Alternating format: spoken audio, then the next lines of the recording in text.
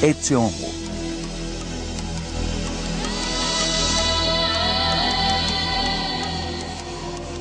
A arte. Distribuição Sinapse.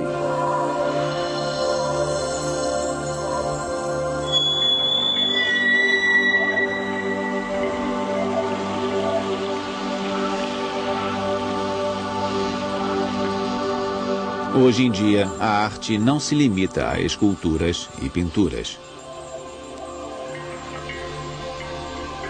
Quando nos defrontamos com obras que não obedecem às regras, há geralmente desconforto.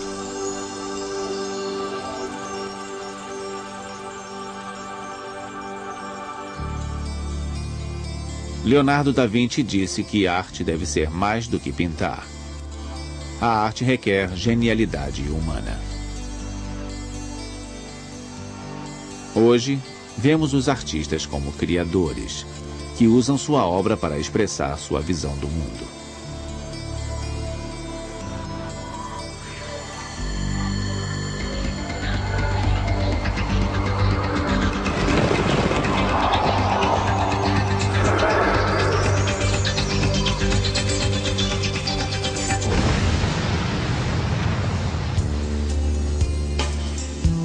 Durante séculos, o valor de uma obra era calculado com base no custo dos materiais e no tempo de criação.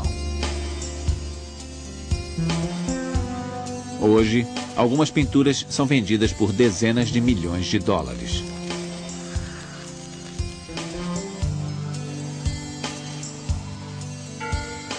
Em um mundo no qual muita gente abandonou a religião, o público em geral e os colecionadores tendem a elevar alguns artistas ao status de semideuses.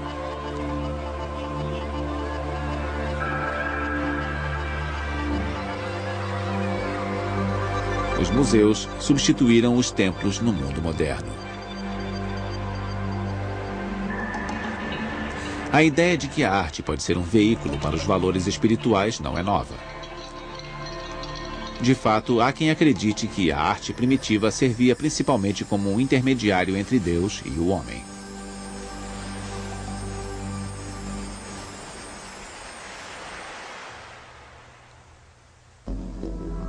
O poder das imagens.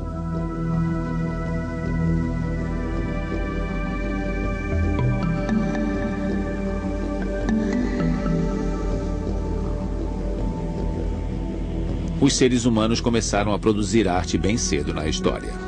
As esculturas mais antigas, estatuetas de pedra ou marfim, têm mais de 30 mil anos de idade.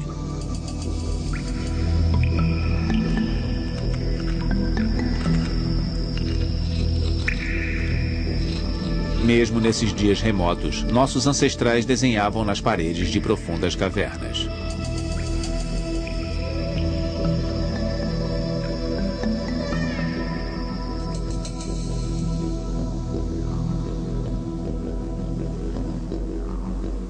As pinturas em cavernas que sobreviveram melhor são as que estão em partes mais profundas. A temperatura e a umidade são constantes o ano inteiro. É como se tivessem um maravilhoso sistema de controle climático de museu. São museus naturais.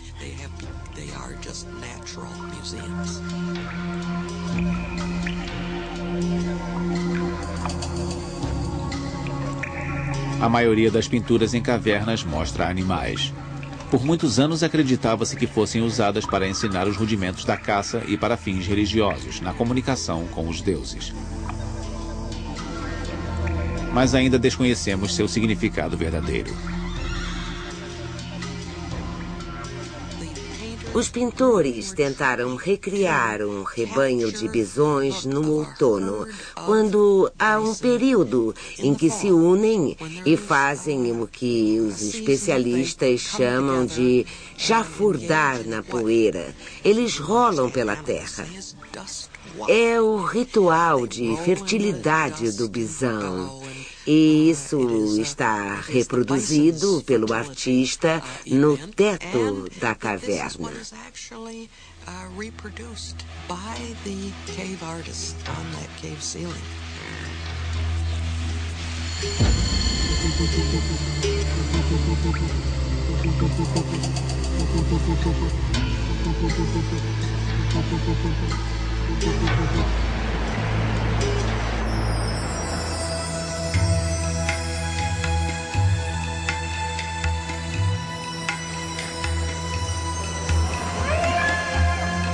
No Antigo Egito, a arte tinha claramente um propósito religioso.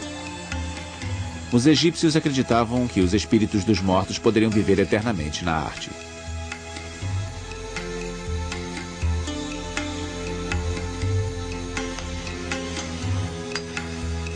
Esta crença levou à produção de milhares de retratos durante quase 4.000 anos.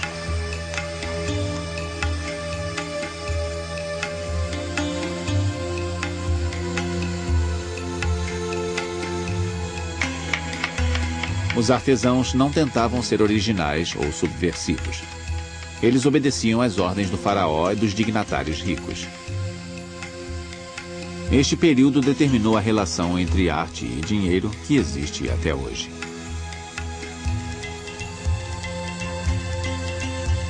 Os egípcios desenvolveram técnicas eficientes de retratar o corpo humano. Vamos pensar na lógica das convenções egípcias, mesmo que nos pareçam estranhas. A única maneira de saber como é um nariz é vendo-o de perfil. Os egípcios sabiam disso. Representavam a cabeça humana de perfil com os olhos voltados para a frente. Queriam mostrar que a pessoa tinha belos e largos ombros, que são representados de frente. Se estiver andando, será mostrada dando um passo e as pernas são mostradas de lado. Tudo é muito lógico do ponto de vista egípcio. Requer exatidão, mesmo que para nós pareça engraçado. Even though for us it looks, I'm afraid it looks funny, doesn't it?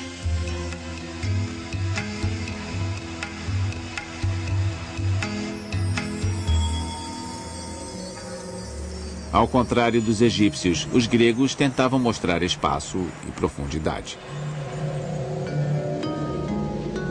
Eles inventaram os cânones, as regras da matemática usadas para demonstrar movimentos e proporções ideais do corpo humano. Em meados do século V a.C., o escultor Políclitos criou o Diadomenos, especialmente para ilustrar os cânones.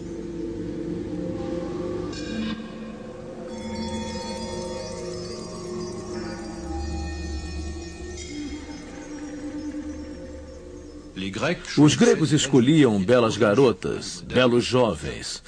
Os modelos eram sempre jovens. Os diadomenos de Políclitos não é só um nu glorioso, ele tem ritmo. Os ombros, os quadris, os joelhos e os pés, todos têm ritmo e planos contrastantes. Há uma ondulação, um movimento conhecido como ciência dos planos.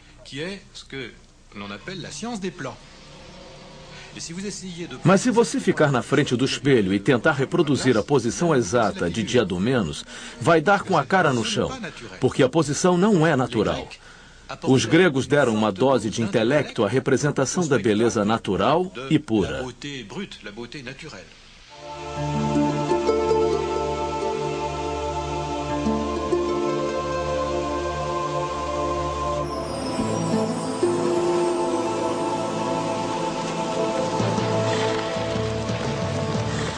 No século I a.C., os romanos conquistaram a Grécia. Mas, segundo um antigo ditado, uma Grécia conquistada sempre conquista seu feroz conquistador. Todos os ricos de Roma queriam réplicas de estátuas gregas. Nascia a indústria da reprodução.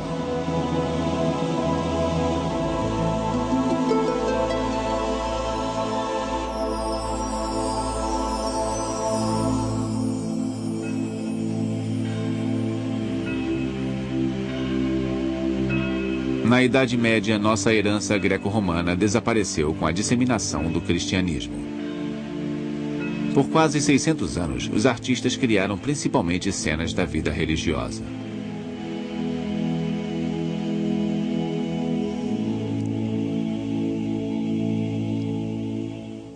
Os concílios da Igreja Católica decretavam que certas partes do corpo não deveriam ser mostradas. Na Nossa Senhora só é possível ver o rosto. Não vemos as orelhas. Ela está coberta como uma freira. Claro que os hábitos de freiras derivam deste estilo. Era a única forma de as pessoas da família sagrada serem mostradas. Uma contradição direta às representações gregas de deuses, que poderiam estar completamente nus.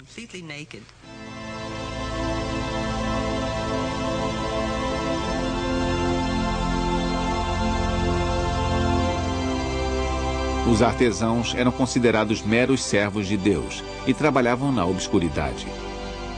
Eles conceberam um paraíso maravilhoso que ajudava a esquecer o sofrimento da vida na Terra.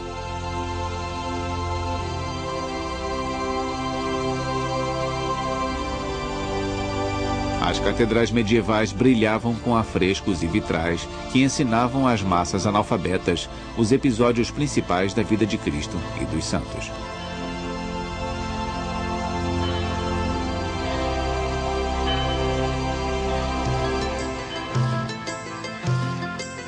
As obras de arte começaram a ser assinadas por volta de 1300.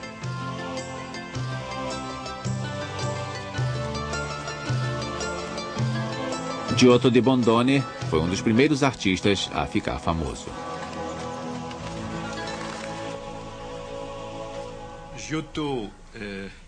Giotto foi um mestre da primeira Renascença. Com sublime intuição, ele esbarrava nas leis da perspectiva, mas não as racionalizava, nem criava teorias. Trouve, mais sans les rationaliser, sans les théoriser, les lois de la perspective. Jusqu'à lui, Antes de Giotto, veja como missais eram ilustrados. Veja os afrescos em igrejas romanescas. Se Deus fosse mostrado, deveria ser muito alto. Os santos eram de estatura média e o povo era muito pequeno. A hierarquia no desenho sem perspectiva era espiritual. Giotto pintava São Francisco recebendo os estigmas de Cristo e, por surpresa, Cristo e São Francisco são do mesmo tamanho.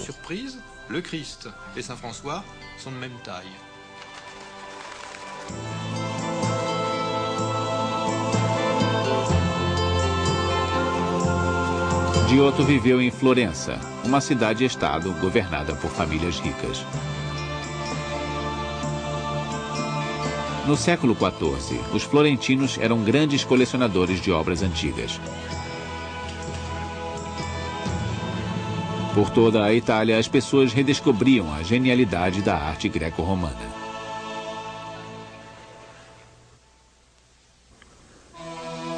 O artista e seu tempo.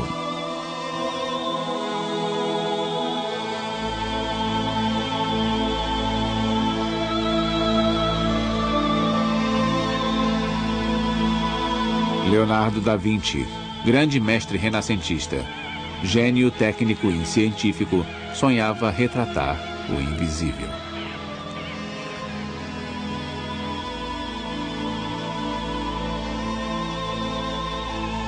Como muitos pintores e escultores da época, Da Vinci acreditava que os artistas deveriam ter status de criadores.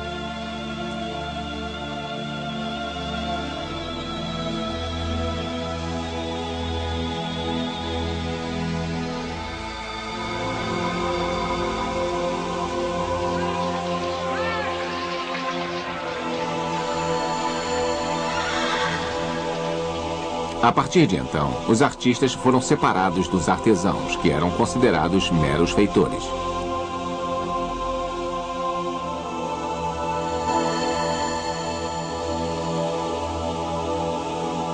Um artista como Rubens ganhava bem. A burguesia rica e os nobres queriam obras assinadas e pagavam aos artistas na proporção de sua fama. Sabemos, por exemplo, que Rubens tinha uma fábrica de pintura. Ele contratava ótimos trabalhadores. Um se especializava em pintura em tecido, outro pintava frutas e flores. Eram todos especialistas. Rubens chegava e juntava tudo.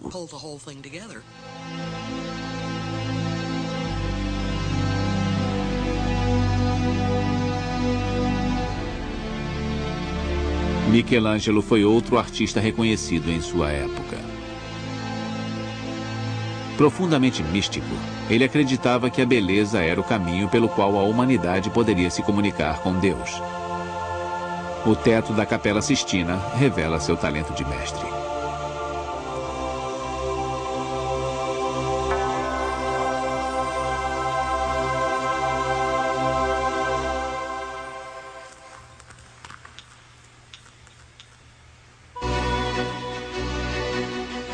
Do século XVII em diante, as academias determinaram que o trabalho em belas artes era intelectual.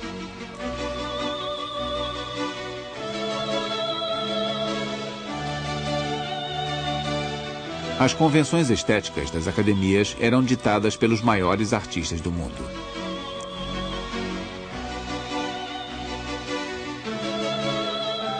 Com a crescente influência de Versailles, o centro das artes passou da Itália para a França.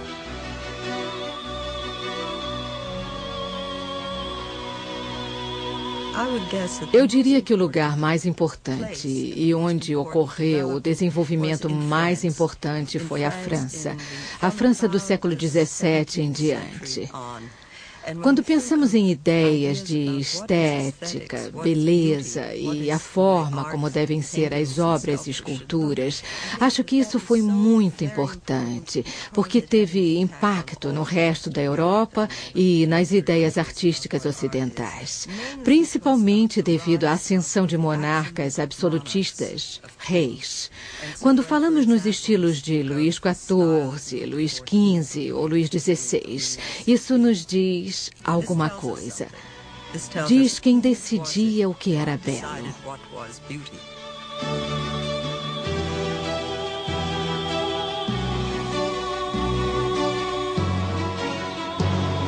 Segundo as regras da academia, cenas mostrando personagens históricos ou mitológicos estavam no topo da hierarquia.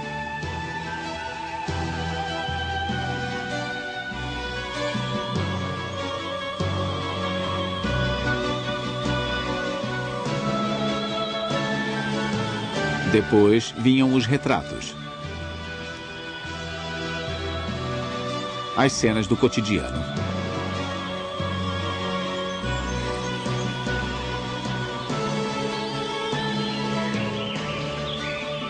Paisagens e naturezas mortas. Gêneros considerados menores, apesar da popularidade.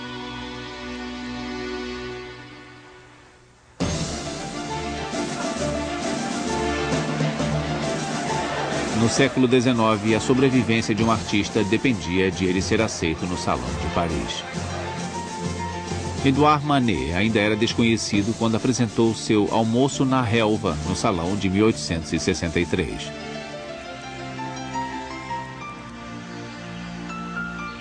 O tamanho da obra foi uma surpresa, porque telas daquelas proporções costumavam ser usadas para cenas históricas. Além do mais, Manet havia misturado gêneros, o nu, o retrato, a paisagem e a natureza morta. O júri não gostou do novo estilo e rejeitou a obra. Manet não foi o único cuja obra foi considerada deficiente. 3.000 obras foram rejeitadas. Confrontado com uma onda de protestos, o imperador Napoleão III ordenou que se fizesse uma exposição em separado, o Salão dos Recusados. Na exposição, a tela de Manet se tornou o primeiro sucesso escandaloso na história da arte. 2 anos depois, o Salão Oficial aceitou outra tela de Manet. A bela Olímpia causou outro escândalo. Olímpia, uma modelo cujo nome era Victorine Meurrin, está em uma cama por razão alguma, sem justificativa. Como naquela época era preciso haver uma razão, uma história, o público inventou uma. Uma história sexual, sórdida e insalubre, baseada em Victorine Meurent, que deveria ser uma prostituta de classe baixa em uma cama desfeita.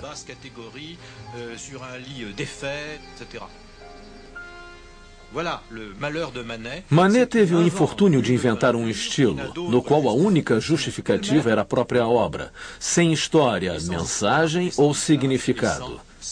Ele abriu uma porta. Depois Cézanne começou a fazer pinturas sem justificativas, além da obra em si, e a tendência seguiu até a arte moderna.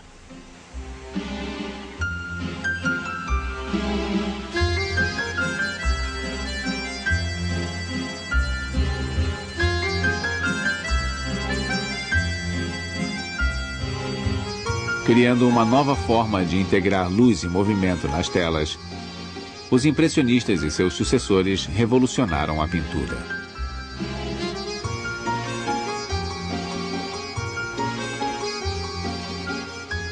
Van Gogh,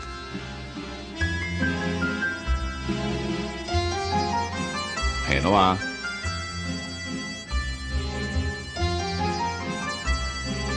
Monet e Gauguin fizeram mais do que retratar a realidade com exatidão. Usaram a arte como um meio de expressar seu mundo interior.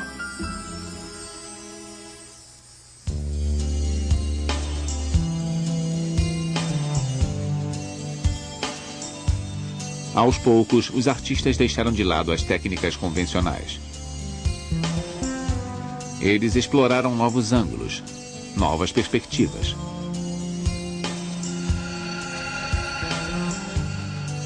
Em 1907, Picasso pintou a primeira tela cubista, As Senhoritas de Avignon. Alguns amigos dele, professores de medicina, o convidaram a visitar o hospital Saint-Lazare, onde as infelizes prostitutas morriam de sífilis e eram, basicamente, largadas, porque nada podia ser feito por elas. Pessoas com sífilis terciária têm rostos terrivelmente deformados, o nariz afunda nas bochechas, os olhos ficam saltados. É aterrador. Quando ele viu aquelas mulheres em tal estado deplorável, descobriu a solução plástica para as detestáveis deformações que faria nas duas mulheres da obra.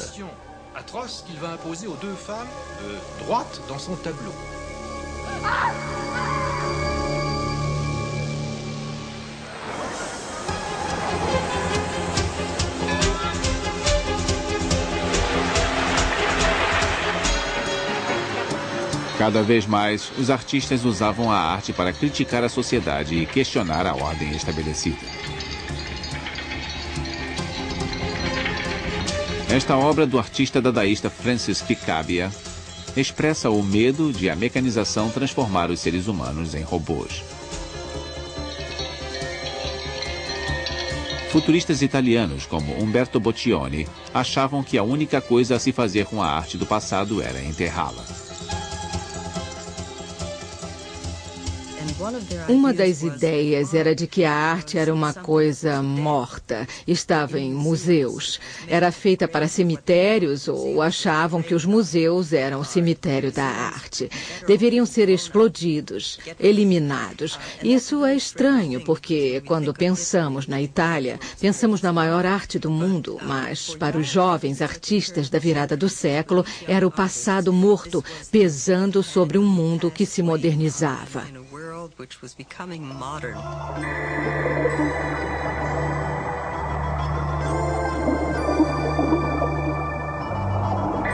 A arte abstrata se torna uma das mais importantes tendências ocidentais. Vassily Kandinsky foi o precursor.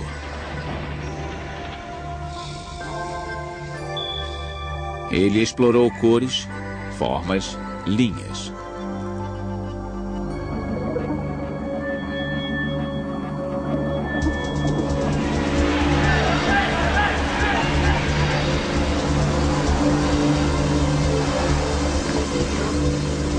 Mas grandes movimentos sociais, modas, estilos de vida e guerras continuaram a inspirar artistas. A famosa Guernica de Picasso ilustra os horrores da Guerra Civil Espanhola.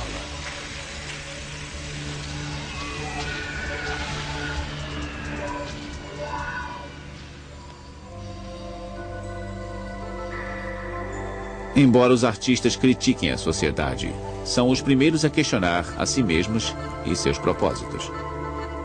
Eu diria que minha obra pictórica é uma grande catástrofe. Porque eu acho que todos os pintores modernos estão presos na grande decadência que caracteriza a nossa era.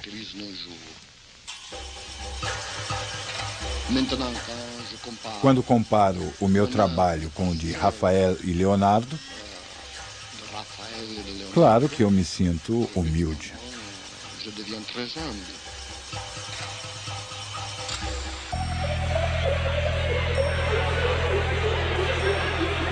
Nos anos 60, Andy Warhol, tido como o papa do movimento da arte pop, se interessou por objetos que simbolizavam a sociedade consumista americana. Talvez melhor do que qualquer pessoa, ele possa ter encarnado a crise do homem moderno, que se identificava com a máquina e funcionava como máquina. Desta grande doença coletiva, a ameaça do materialismo, ele desenvolveu uma imagem poderosa que integrava virtualmente todos os problemas da sociedade americana da época.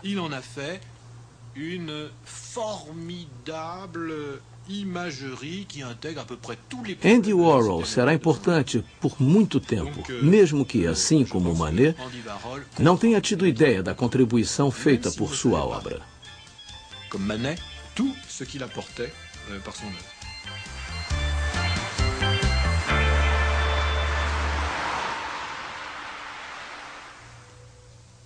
A arte no mundo.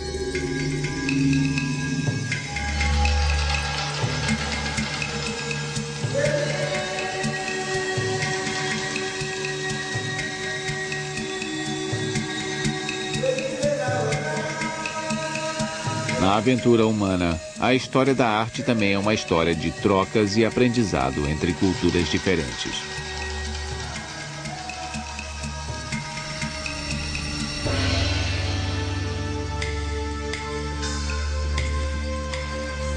Por muitos anos, o Japão foi uma sociedade fechada, mas em meados do século XIX abriu os canais de comércio com outros países.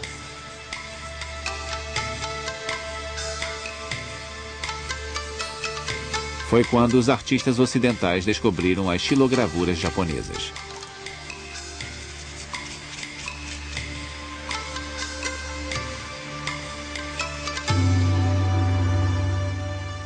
O povo ocidental não conhecia muito a arte asiática, mas desenvolveu um gosto por cerâmica azul e branca e outros tipos.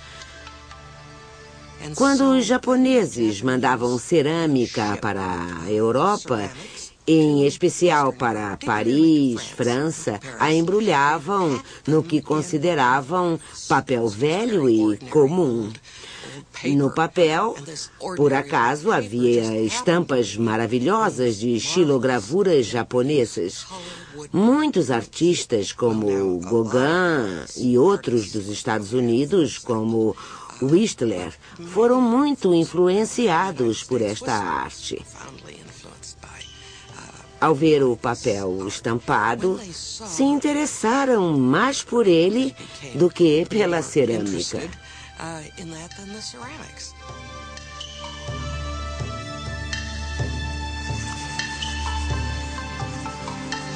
As xilogravuras são feitas com o entalhe de uma imagem em madeira e sua impressão no papel. Os japoneses usavam um bloco entalhado para cada cor do desenho.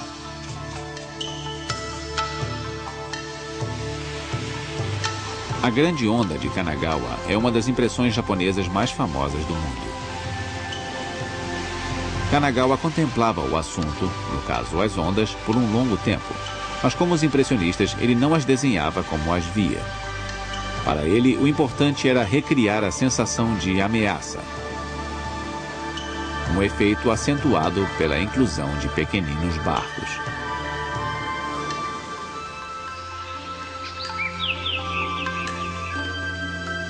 a arte não se desenvolveu da mesma forma no mundo todo. As paisagens eram muito populares na China bem antes de surgirem na Europa. É a prova da veneração dos chineses pela natureza.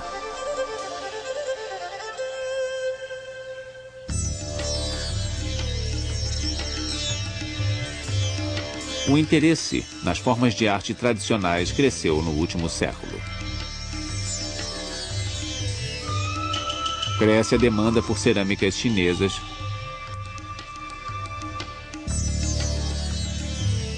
esculturas budistas, máscaras africanas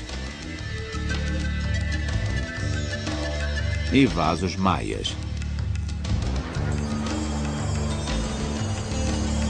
Mas o turismo é uma ameaça à criação artística. O mercado turístico incentiva os artistas a usar técnicas de produção em massa. Parar de produzir arte para produzir mercadoria.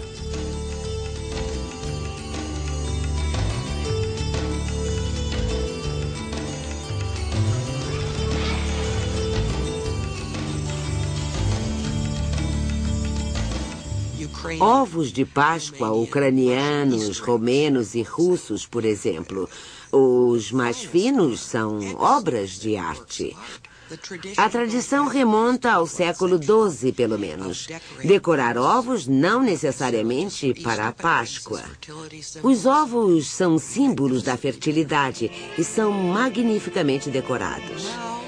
É preciso procurar muito para encontrar finas criações individuais, porque eles são feitos às centenas, aos milhares. Existem em toda parte.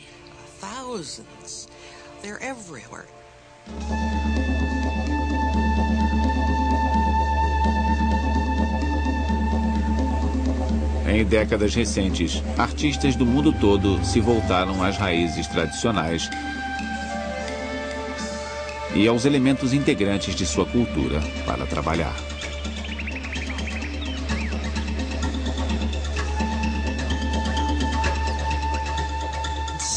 Alguns, depois de treinar no Ocidente, voltaram para casa e redescobriram a própria arte.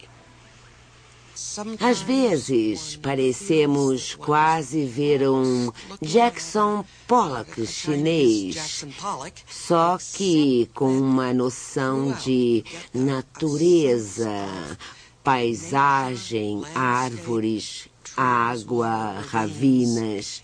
Mesmo sendo uma versão abstrata, pode ser uma obra extremamente bela.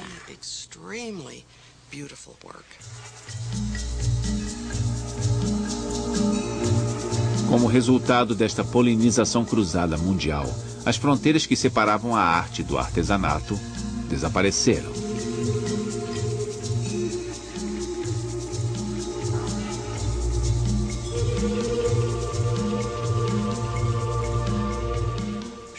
Lembro de quando fizemos a exposição Os Mágicos da Terra, mostramos a obra de um artista africano que fazia caixões, mas eram caixões deslumbrantes, decorados de forma a lembrar a personalidade do finado. Eram uma beleza, verdadeiras obras de arte.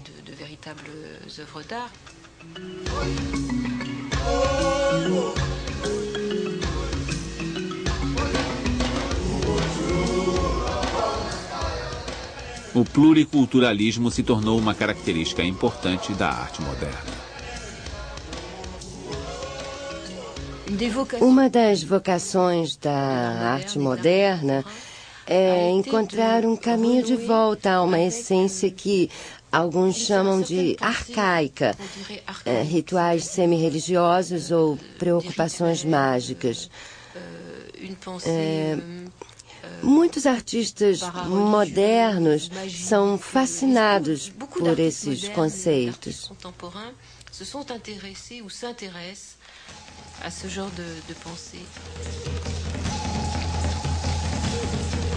A necessidade de criação é universal.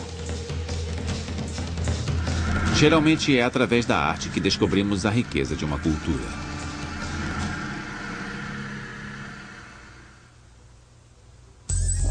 O que é a arte?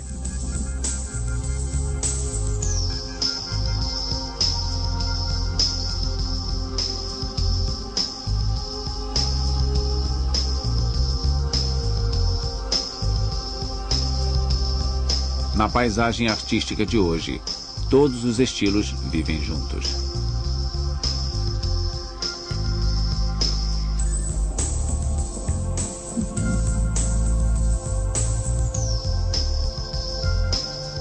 Desde os anos 60, vemos obras bizarras em museus.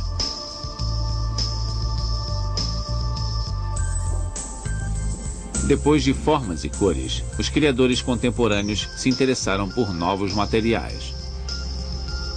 Metal, plástico, lixo industrial, laser ou vídeo transformaram esculturas em instalações.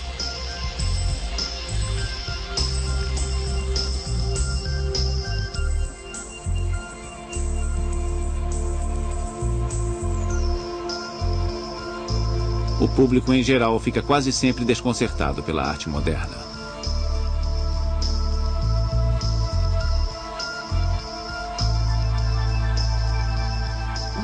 Um dos problemas do mundo de hoje referente à arte e aos artistas é que é preciso um bom nível de educação para entender a arte, porque é um desafio. Há muita arte que não é autoexplicativa e precisa ser esclarecida.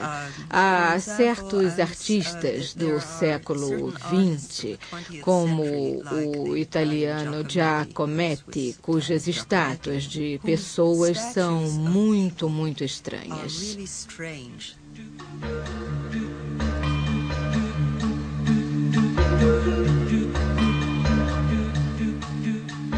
Há todo tipo de significado oculto nessas obras. E como você pode explicá-las se não entender de arte?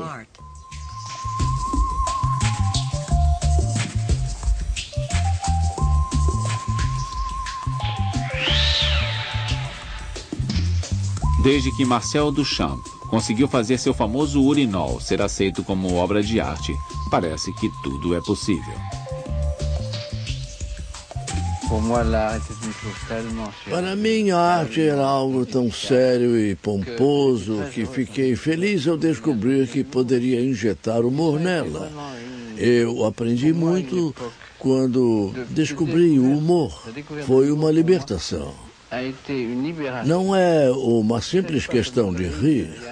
Há humor negro que não é feito para rir ou chorar.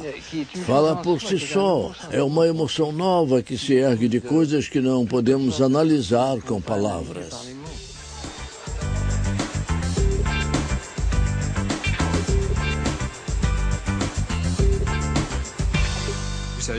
Como sabem, museus de arte moderna estão cheios de coisas surpreendentes, porque seus curadores não têm critério. Têm medo de recusar qualquer coisa. Ou seja, artistas inteligentes, enxadristas como Duchamp, perceberam que precisam de estratégia para fazer sucesso na arte. Precisam se tornar celebridades e depois nutrir e promover essa celebridade. Os artistas devem ser estrategistas se quiserem fazer sucesso. É a lição que aprendemos com Duchamp, e muitos críticos a acham triste.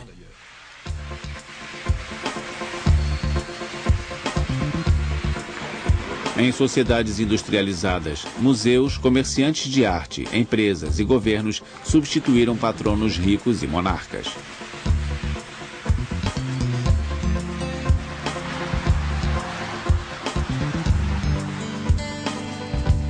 A classificação de um artista depende mais da crítica de comerciantes do que de reconhecimento público.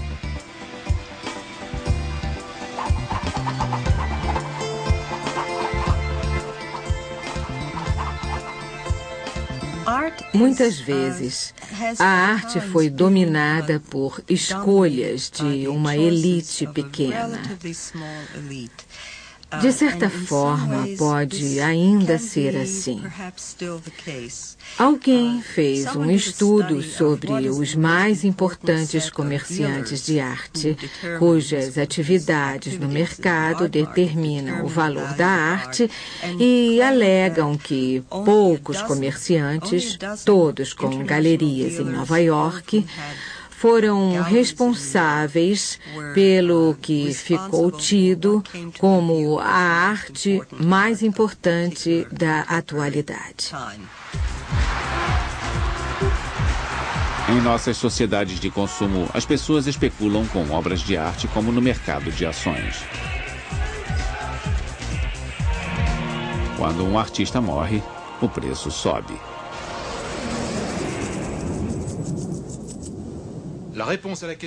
Quem decide qual é a melhor arte moderna? O dinheiro. Há quem ache isso lamentável.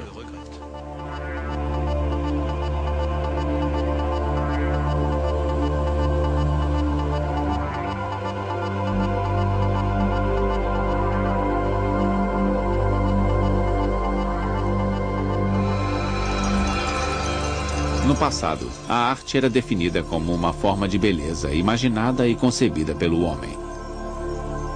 Na época, o conceito de beleza obedecia a um claro critério de estética. Isso é uma obra de arte ou não? O público deve conseguir entender. Mas os artistas não ligam se é bela ou não. Cada artista reinventa os seus critérios. Certamente não existe mais um critério universal. As autoridades estão desesperadas porque estão perdidas.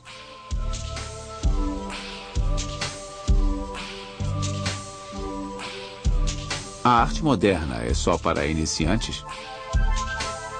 Devemos voltar às formas realistas?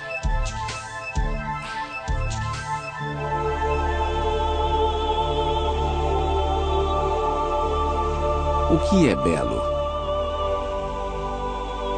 E o que não é? A arte moderna é geralmente desconcertante.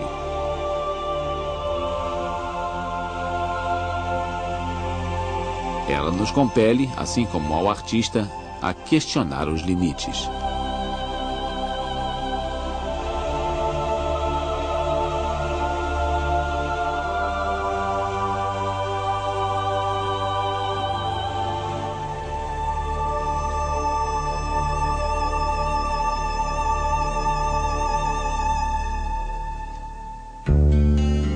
O mistério da criação.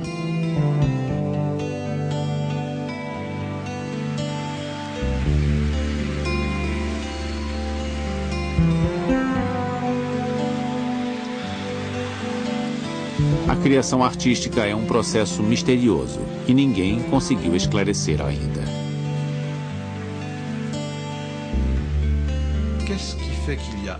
Isso é arte? O que faz disso arte? É arte quando uma pessoa representa algo espiritual, metafísico, significativo.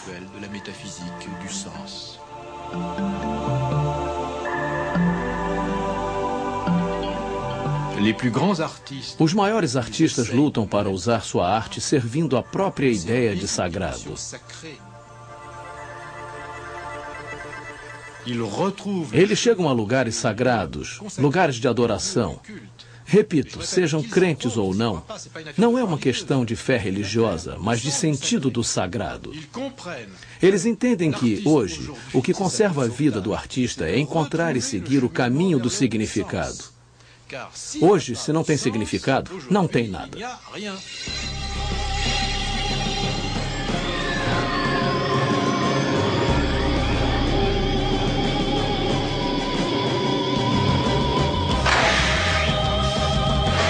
Atualmente, os artistas podem desenhar e representar tudo em computadores.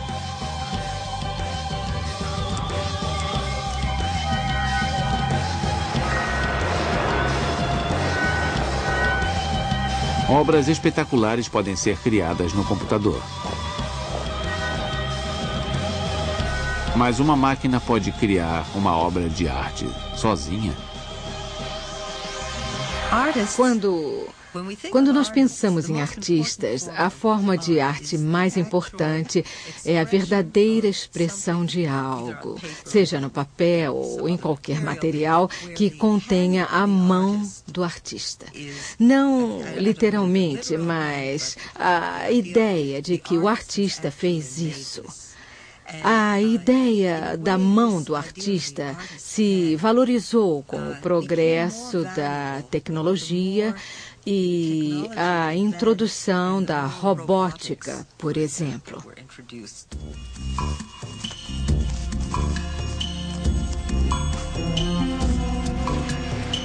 Em séculos recentes, percebemos que a criação artística é mais do que habilidade e técnica.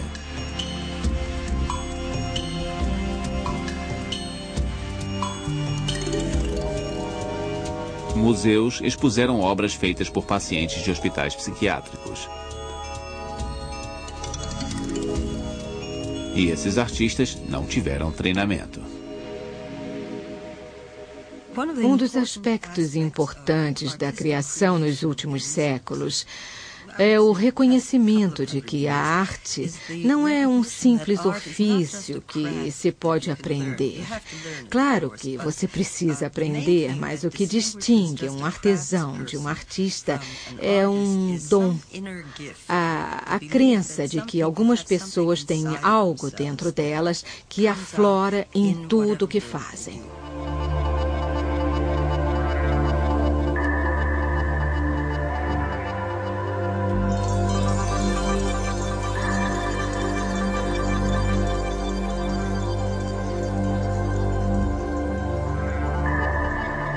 Porque uma obra ganha o louvor máximo e entra para o rol das obras-primas. Há quem ache que a genialidade de Mona Lisa reside na atmosfera especial criada pela luz enevoada da pintura.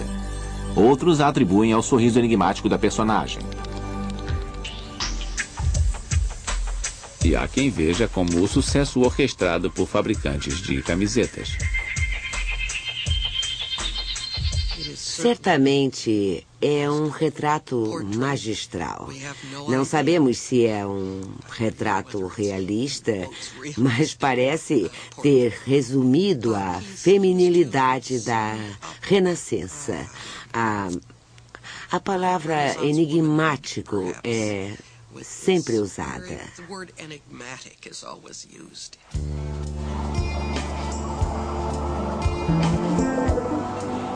A fé na genialidade do artista transformou a forma como vemos a obra desses criadores.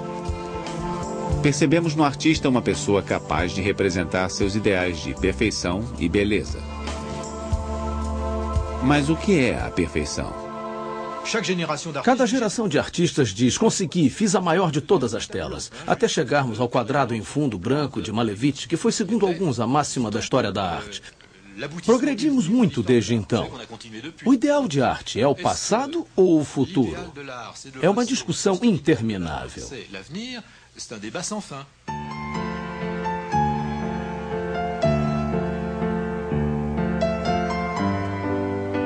Sempre se diz que as obras de arte iniciam um diálogo silencioso com os que as apreciam. É a capacidade de fazer emoções aflorarem que as torna grandes obras.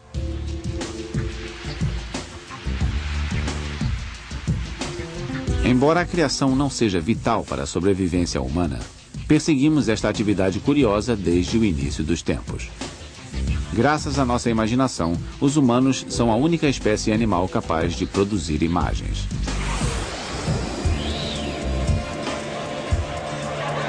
A arte é útil para transmitir informação, denunciar injustiças ou nos dar uma nova visão do mundo. Sem dúvida, os egípcios tinham razão em que as pinturas permitem a sobrevivência da raça humana. A arte sempre nos possibilitou retratar muito da história. E há razões para crer que a aventura vai continuar.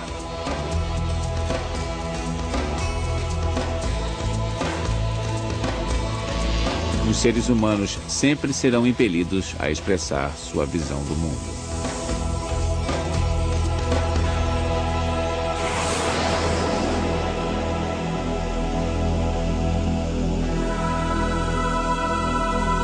versão brasileira, Audio News.